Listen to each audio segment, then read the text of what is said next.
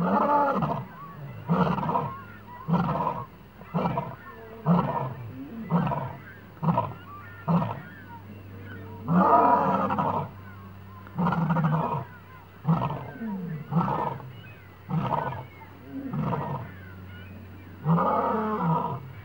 my name is Pat Craig. I'm the Executive Director at the Wild Animal Sanctuary, and we're located just outside of Keansburg, Colorado.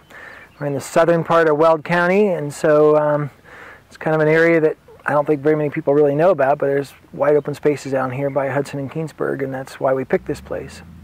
Well, the sanctuary was started 33 years ago. I founded the organization, and it wasn't something that I had planned on doing. I was actually a kid that had grown up on a farm east of Boulder, Colorado. I was born there in a native Colorado, and but I grew up on a farm and I loved animals, but didn't expect to do anything as a career with animals. I thought I'd just end up having to go get a business degree. And so right after high school, I started going to CU Boulder, and a friend of mine had gotten a job in a zoo back east as a groundskeeper. And during one of my breaks, I went out and visited him, and he took me in the back of the zoo, and there were all these animals in the back. And so it was the first time I'd ever learned about surplus animals, and that was something that was new to me and still new to a lot of people. And basically, there were lots of lions and tigers and bears in the back of the zoo that were in small little cages, and I was pretty surprised. And I said, "What is with these?" And he said, "These are surplus." And I said, "What do you mean surplus?" He said, "Well, we have the two out front, but if they have babies, they go in the nursery, and then when they grow up, there's no place for them. And so they keep them here." And I said, "Well, do they take turns out front?" And he said, "No, they basically, they stay here." And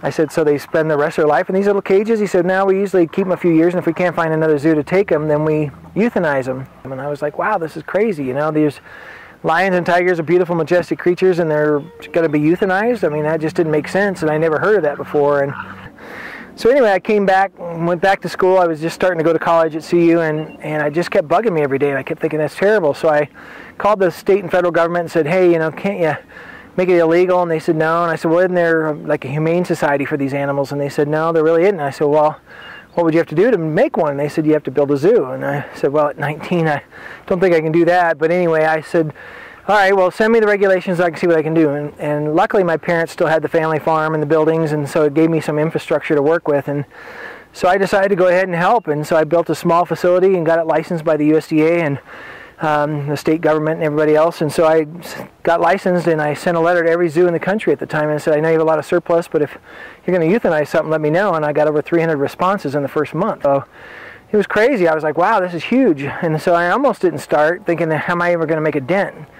But anyway, long story short, it was one of those things where I started getting phone calls from the people that had sent those letters saying, "Hey, please help. I don't want to euthanize this lion or this tiger." And so I started taking them in.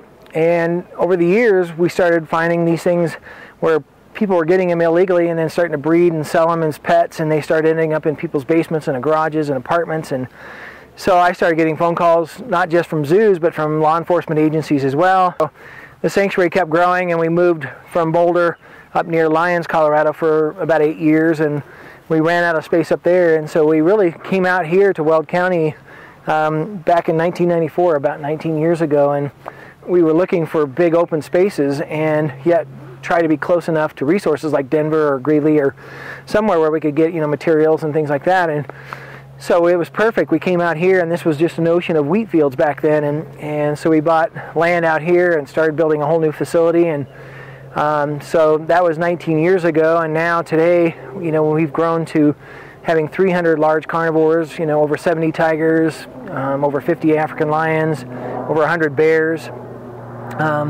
So the facility's grown immensely, and at this point, we have 115 volunteers, so it is a non-profit organization, and so we survive on donations through people and volunteer help. And so right now it's a pretty monstrous operation in the sense of, with 300 large carnivores, we feed 20,000 pounds of food a week here. And so it's a large undertaking, and we have an army of volunteers that help, as well as a small staff that helps kind of guide all that and make sure it all happens. And so we're here 7 days a week and taking care of lots and lots of large carnivores. But at the same time, a big part of our mission is education. And so we really need to be able to get people to understand this problem, because just like I did 20 years ago or 19 years ago, I had no idea this problem existed. And so for us, it's important to let people know that. And it's really hard to do that without getting people to come here and see what's going on and meet the animals and kind of really get an understanding. And